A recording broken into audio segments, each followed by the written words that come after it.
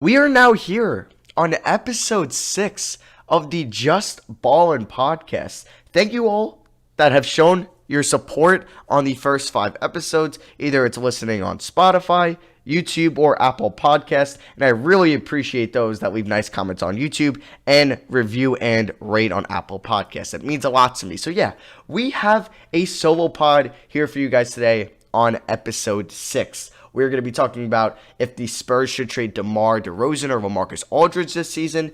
Is Luka a top 15 player overall? And should the Pistons trade Andre Drummond? Who's interested? And should they tank? So yeah, the first thing we are going to talk about is should the San Antonio Spurs trade LaMarcus Aldridge or should they trade DeMar DeRozan? Now, the San Antonio Spurs have had a really disappointing start to the 2019-2020 season. As I'm recording this on November 22nd, they are 5-10, which is third to last in the Western Conference, and it is a bottom 10 record overall in the NBA. This is the worst team they've had by far in the Greg Popovich tenure, or at least before they did get Tim Duncan.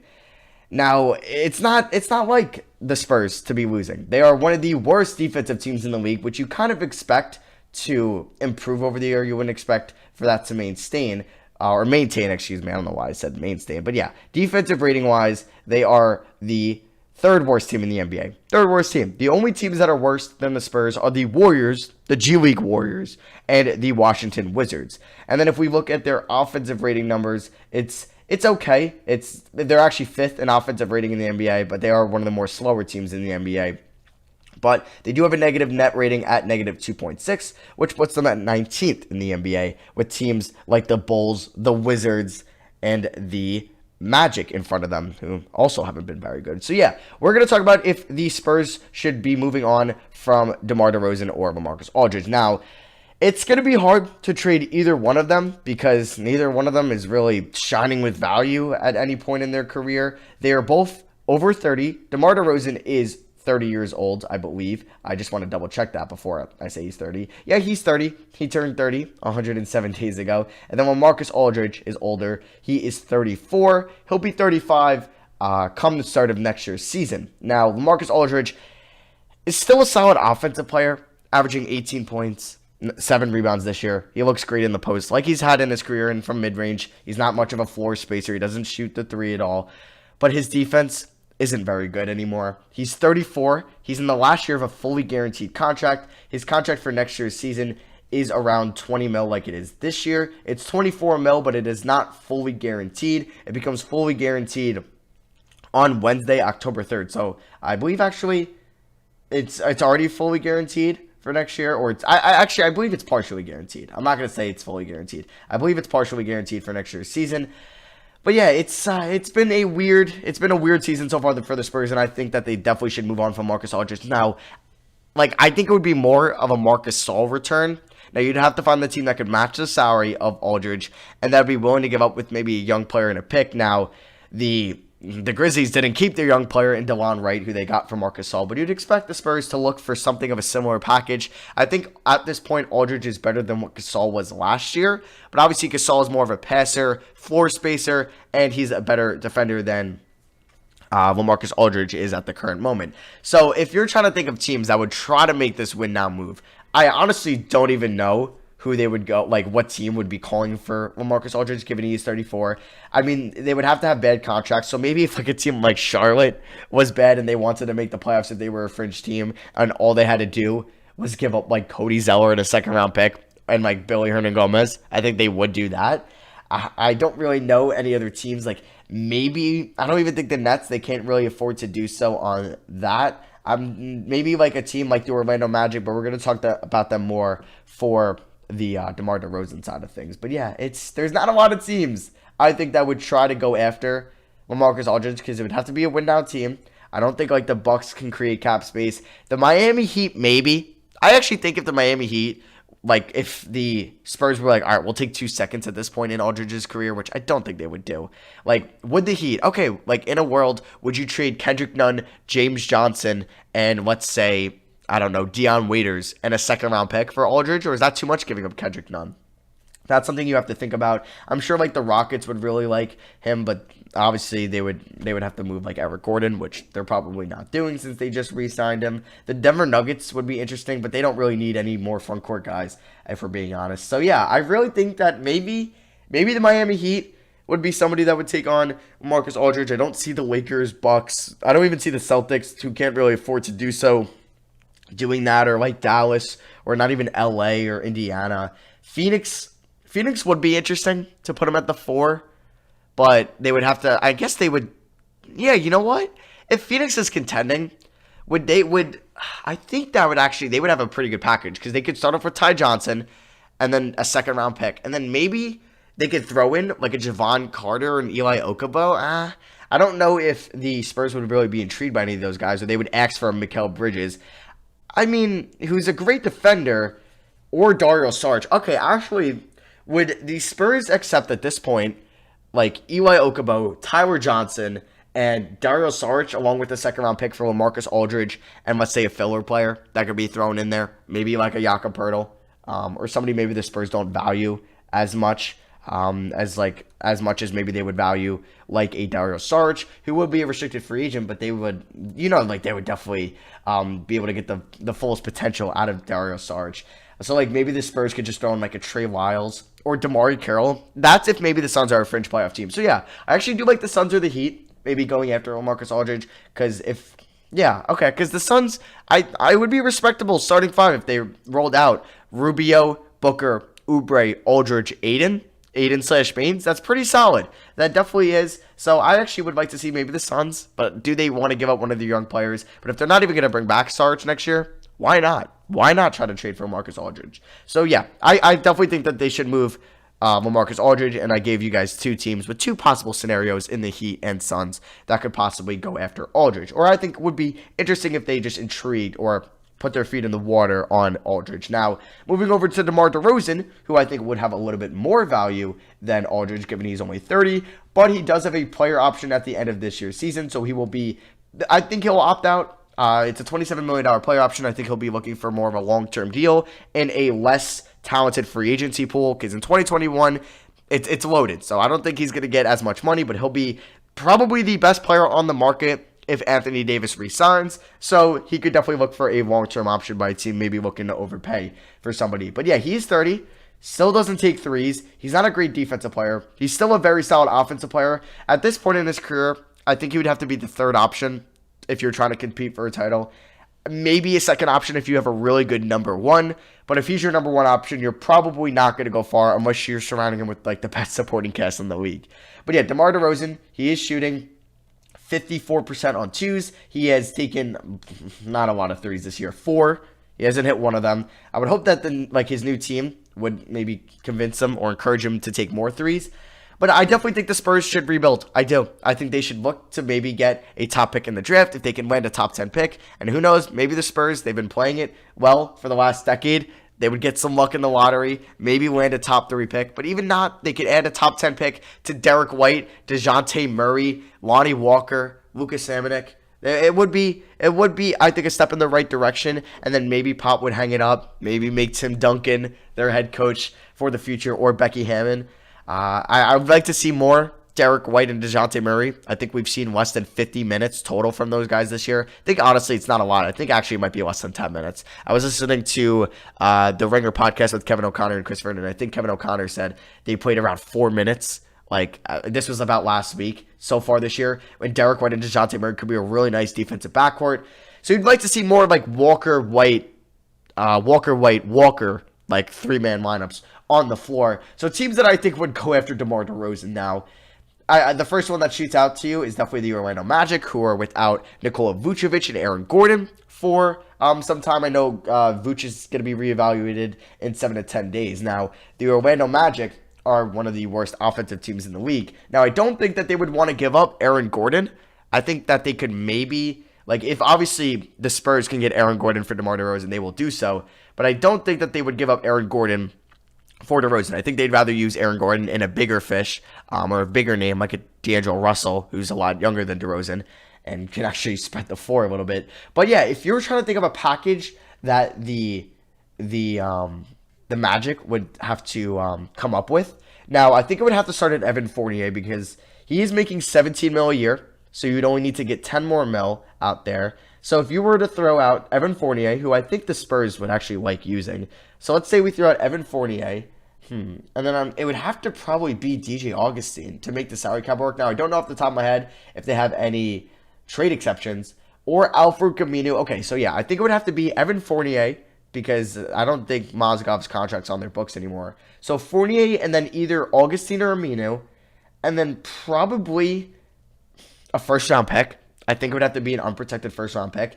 Now, I don't know if San Antonio really likes Kem Birch or Wesley Iwundu. I don't think that the Spurs would give up Isaac or Fultz. Maybe they would entertain Bamba. Like, would you do Fournier, Augustine, and Bamba for DeRozan? Or would you do Fournier, Augustine, Bamba, and a protected first for DeRozan? Maybe you don't even need to give up Augustine, so you can keep your offensive point guard, who's still not very good. But yeah, let's say you did Evan Fournier, Mo Bamba, and a lottery protected first. So if you make the playoffs, they give this first goes to San Antonio, and then the Spurs get Mo Bamba, who they could try to make amends of, because he hasn't been very good in his career so far in his first 2 years. Now, and then they would also get a first round pick that the Spurs could definitely use that to its fullest potential.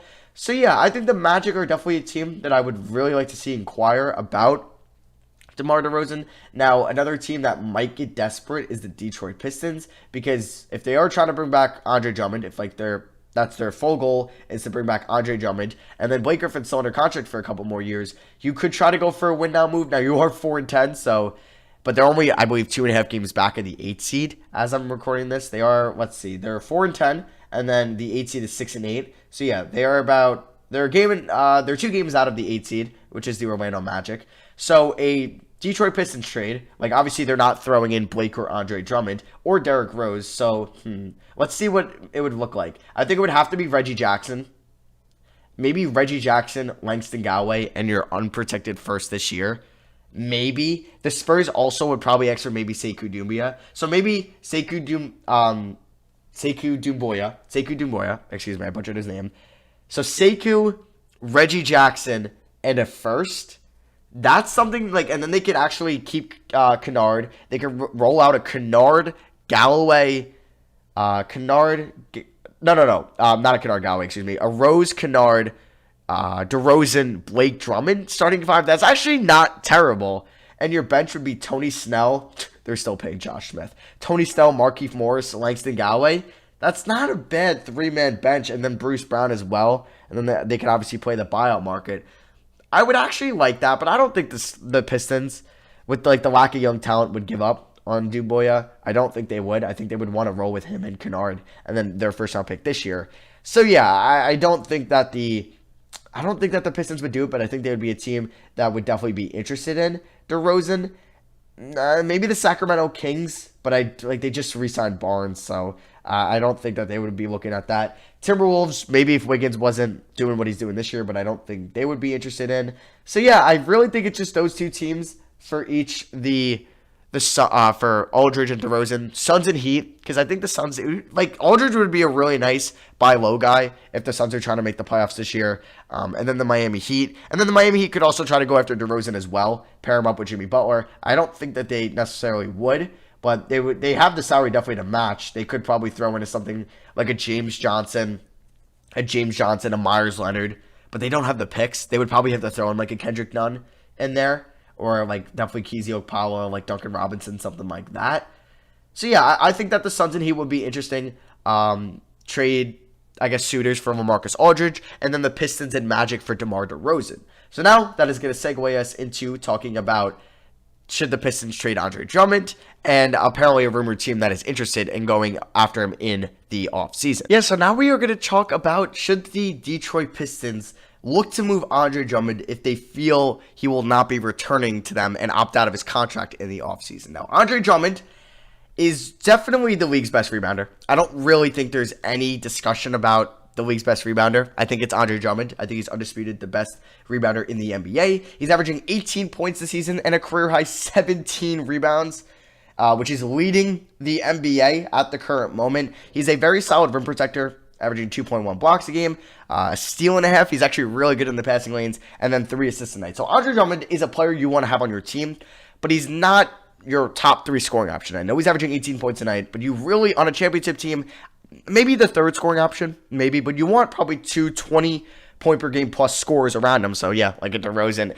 and a Blake Griffin. So if they feel that Drummond is going to leave, will they look to explore him? Now, Andre Drummond is 26. He will be getting paid this summer by some team. He'll probably get a 4 to 5 year deal, I would guess, if he opts out. Probably, he's making 28 mil now, and I think he thinks he'll get more in a pretty weak free agency class. Or he's making 27 mil this year, 28 mil next year if he opts in. So I think that a team would give him like a 4-year, like 140, which would be more than 30 mil a year, would be north of that. And a team that was reported by, I believe, Sean Devey of Heavy.com. Don't know how reliable it is. It was on Real GM that the Hornets will be suitors for Andre Drummond. They will have max cap space in 2020. Apparently, a executive told TV.com that he'll be a priority there. It's just a matter of whether they make him a priority now or give up or try to trade for him or make the move later on. So yeah, it's looking like the Hornets are going to go after him. Now, that would be an interesting fit with Devontae Graham, Terry Rozier, Bridges, Monk, PJ Washington. That would actually be really cool. PJ Washington and Andre Drummond as your 4 and 5. I think that could easily work because PJ Washington can spread the floor. Now, if they were to give up something for Andre Drummond, I don't think they would want to give up Washington or Graham. So maybe it would be like Monk, Bridges, and a 1st. Oh, that's a lot. That is a lot. Maybe it would be Bridges, a 1st, and like obviously salary matching. So like Cody Zeller, Nicholas Batum, Marvin Williams, one of those guys. Probably not Batum because he's under contract for like 2 more years. So yeah, I don't know if the Hornets really could offer the best deal for Andre Drummond. Now, team like center is a premium position in the NBA. There's a lot of good centers that you really wouldn't want to look to upgrade at that position in the NBA. I'm trying to think. Let's see. Like let's look at the best teams in the NBA and would they go for Andre Drummond? Because obviously, you would probably want to be a win now team. That maybe isn't the Hornets. So Lakers, no, they just don't have the assets to get it done. Bucks, I doubt it. I really do. Miami, don't think they have the assets to get it done. Toronto, oof. But I don't think they would move Marc Gasol, Ibaka, and Boucher's been playing pretty good. So no. Celtics, yes, like that would be a team. But they would have to give up Gordon Hayward. And would the Pistons like want? I mean, if they were offering like Gordon Hayward, Grant Williams, Robert Williams, and maybe the Memphis pick. I mean, honestly, okay. If that Memphis pick, I would actually take that for Andre Drummond. If you can get like Gordon Hayward, the Memphis pick, and Grant Williams, yeah. But I don't think Boston would do that. Not in the slightest. So we can move on from there. Dallas, no. LA, no. Houston, no. Denver, no. Indiana, no. Phoenix, no. Utah, no. Philadelphia, no. OKC, doubt it. Magic, no. I mean, Wizards, but would the Wizards give up Hashimura? Would that even be enough in a 1st? Timberwolves, no. Bulls. Now, this wouldn't happen because I don't think the Bulls would make that move. But yeah, it would be kind of interesting if they threw out Wendell Carter Jr. or Lowry Markkanen for Drummond. But I don't see that happening. Spurs would be fun, but I don't think the Spurs would do that. Pels, I mean, I would like Pels, but no, they wouldn't do his. Kings, but the Kings wouldn't trade Fox, Bagley, or Hield. I mean, they would probably give up their unprotected 1st this year and like Bogey. Yeah, I guess. I don't think it would get done. Yeah, I don't really know a team that would really go after Andre Drummond. Like Boston would probably try to inquire, but they probably don't want to give up the Memphis pick. So I don't think they would do that. So Charlotte, who has one of the league's worst net ratings, they are currently 27th in net rating. I don't think they'll make the playoffs. Maybe would have to go after him, but why go after him if they think they can offer him a 5-year or a 4-year max in the offseason? Yeah, why would you give up Bridges and Monk? Because I don't think they would want to move Washington or Graham at the moment. Yeah, would you give up Bridges and or Monk and your unprotected 1st or a future 1st for Drummond? I don't think so. So I really don't know how many teams would really go after Drummond. But if I'm the Pistons, I'm trying to lock him up, and then I'm trying to trade Doumbouya. If you lock him up, and then you can move Sekou, like I just talked about for DeMar DeRozan, I think you gotta go for that because you're not gonna do anything with this team. You're 4-10. You're not very good, and Blake's only getting older. D-Rose is only getting older. It's just you got to make a win now move, or you got to start your rebuild, which you should have did, which you had a perfectly good scenario, but they went for Blake Griffin, and then they got stuck in purgatory. I've talked about it plenty of times. They could have drafted Shai Gilgeous-Alexander or somebody around that pick, but they traded that away, traded Tobias Harris away. And yeah, maybe they could have traded Tobias Harris down the line for future assets and built around Kennard and Drummond. Who knows? But yeah, they went for Blake Griffin, and now they're kind of stuck. And we're gonna have to see what Ed Stefanski, who they don't even have a true GM, he's not even their true GM. They're gonna have to see what Ed Stefanski can do, or they might need to look for new front office personnel, because I don't. They're in a really weird position. If they can't get it done, they could really set this team back. Maybe Daryl Morey will be on the market soon, because I know him and the owner of the Houston Rockets don't have the best relationship in the world. I believe it's Tim Kleeman. I was way off. Tillman Fertitta. That is the owner. Wow, I was way off from that. But yeah, I think that the Pistons should not stay put. Either move Andre Drummond or make a move for DeMar DeRozan. I think you got to do one of those two. Or Chris Paul, but no. Is Chris Paul that much better than Derrick Rose at the moment? No. But I think DeMar DeRozan would help this team out. It would be a really weird fit in general, but hey, if you're going to put DeMar DeRozan and Blake Griffin on the court in the East with Kennard moving off ball, D. Rose, who's still a very solid passer, Drummond as a rebounder, I think it could work. I don't think it would really make you go to the Eastern Conference Finals work, but I think you could actually win a playoff series.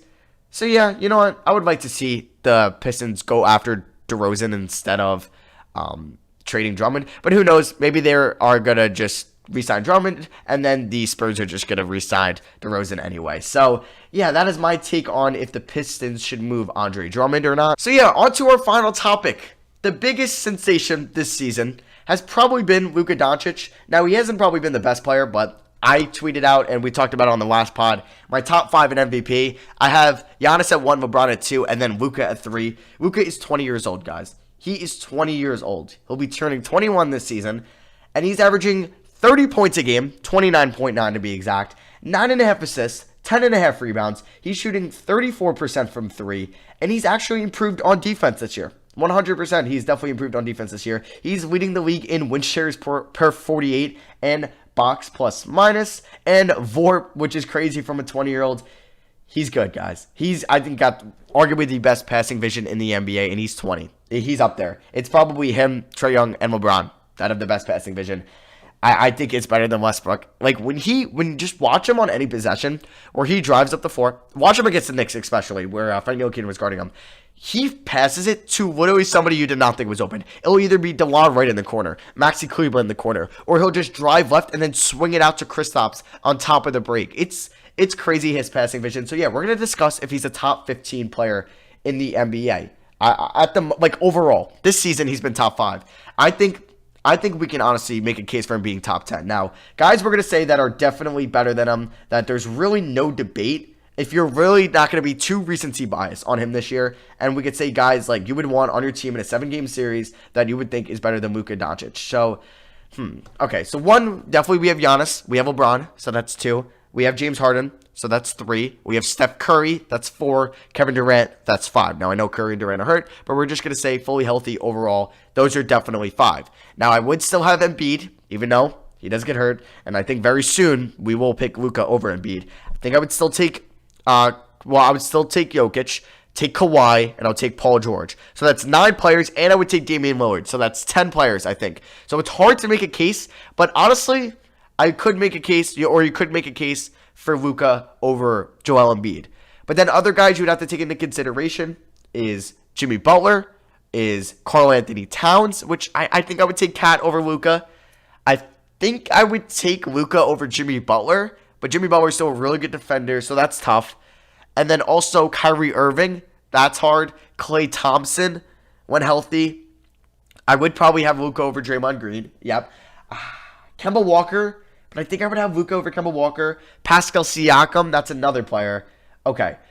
But I think you can make an argument for Luka at top 15 overall. I definitely think you could. If we just base it off, like, he's leading the league in VORP. If we look at win shares, this is according to Basketball Reference. He's second in the NBA behind James Harden. I actually do like the win shares and VORP stat. I think they are really good stats. You can look into it. VORP is basically WAR in baseball. It's a box score estimate of the teams. 100 possessions per team, and it's taken at a replacement level. So you do like box plus minus, I think times like negative 2.7, and then you take into consideration their minutes played, and stuff like that. But yeah, I think Luka is top 15. I mean, would you have Rudy Gobert over him? It's tough. I think if we're gonna go to his position, which is a shooting guard, which is a point guard, at least that's where I believe he plays most of his possessions. In his rookie year, he played. Oh, okay, no, he played 71% of his possessions at shooting guard, 21 at small forward, 8 at point guard. But this season, 74% of his position estimate is at point guard and 26 at shooting guard. So if we're saying he's a point guard, what point guards are better than him? Curry, Lillard. I think I'd rather have Luka over Ben Simmons. So yeah, I mean, you could say Kemba or Russ. Kemba, Russ, and that's it. I think Luka's already a top 5 point guard. And I think you could definitely make a consideration for top 15. Top 10, I don't think we can yet, especially with KD coming back. If you think Klay's better, Kawhi, like the guys I mentioned, obviously. But then it's a debate. Do you think who's better, Cat or Doncic? It's hard because they play completely different positions. Who's better, Luka or Jimmy Butler? Luka or Kyrie Irving? Luka or Kemba Walker? It is definitely difficult, but this season, Luka has been a top 5 player 100%. If you want to say he's overall, we got to see if he can take the Mavericks to the playoffs, if he can help them maybe get out of round 1. We'll see. But yeah, I think the Mavericks definitely have. I think Luka is going to be, I don't think he'll ever be the best player in the NBA because he's just close in age with Giannis. And I think by the time like Giannis starts to regress, Luka is going to get to that point where he won't be the best player in the NBA because Giannis is only 20, or he's turning 25 very soon. But I think Luka's peak is definitely, I think, a top 3 player in the NBA. And I think he could definitely hit that within the next 5 years, 100%. Because Pascal Siakam, I think I'd rather have it's tough. It's tough, Pascal or Luka Doncic. I might want to tweet that out, honestly, because that is definitely an interesting debate. But yeah, that is my take on if Luka should be a top 15 player. So that is going to wrap out the pod. So yeah, I hope you guys enjoyed episode 6, installment 6 of the Just Ballin' podcast. If you guys are on YouTube, let me know what you guys think in the comment section below, and let me know maybe topics for next week you guys want to talk about. I'll probably bring back mailbag for next week, and then hopefully have a guest on next week as well. And then on Apple Pod, if you guys could really write a review, I appreciate that so much, or just rate. If you can give me 5 stars, I would appreciate that a lot. But yeah, that is it for me. I hope you guys enjoyed your weekend, and I love you guys like always, and I will see you guys in episode 7. Peace, y'all.